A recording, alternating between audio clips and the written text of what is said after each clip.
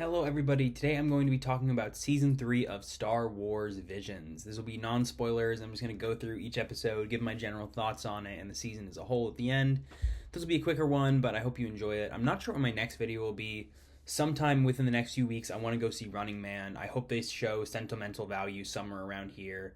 I'll probably end up going to see the new Now You See Me, and of course, Wicked, Zootopia, Wake Up Dead Man, and Stranger Things over Thanksgiving. So that's what to look forward to. Without further ado, let's get into things. First one, the Ronin Payback. Really cool, great animation, great action, fun character work, very well developed. Just a great action short. I liked it more than the Ronin episode from the first season. Super duper good. Great start to the season. Episode 2, I'm blanking on the name. It involves a girl and her droid. I like this one just as much as the other one.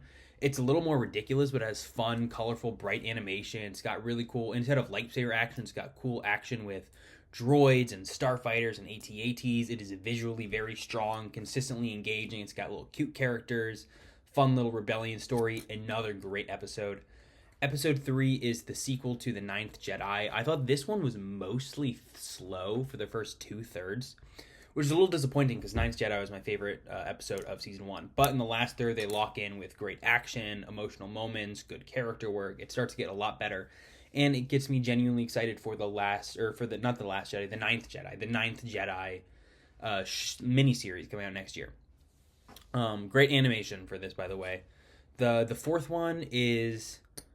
the Bounty Hunters. In this one, I don't know, I wasn't super into the characters, the plot, or anything, but there's some cool action, some stunning animation, and there's a robot character that I very, very much like. Episode 5 it's the Lost Treasure episode.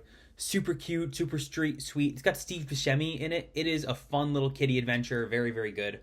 I love that these Vision seasons will do a big blend between kind of stuff that we recognize, but it's more, adult action oriented, one that's more kiddie, comedic oriented. We get ones that are experimental. Super cool. I love the balance.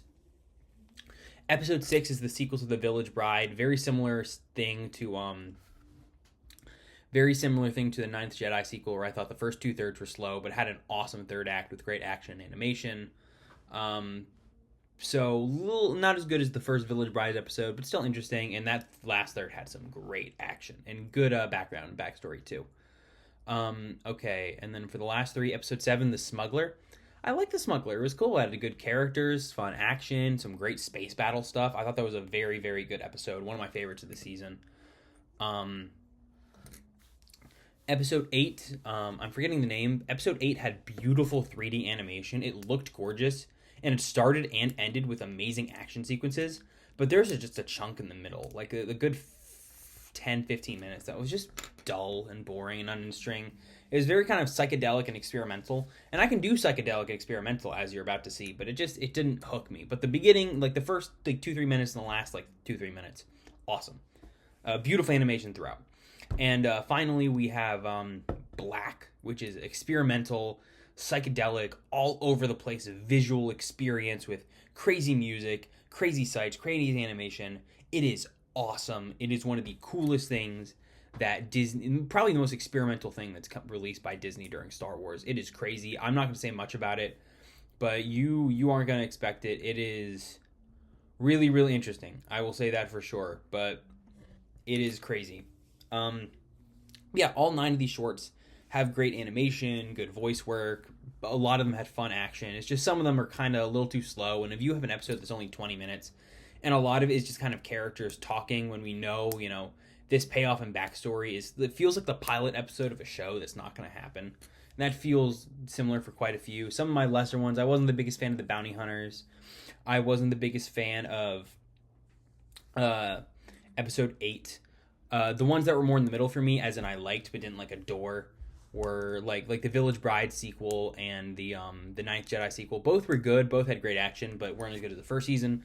But there's a lot of episodes like The Lost Treasure, The Ronin, the Black, The Smuggler, and episode 2 that I just think are so fun and so good and so cool and just a great use of what you can do with Star Wars and anime.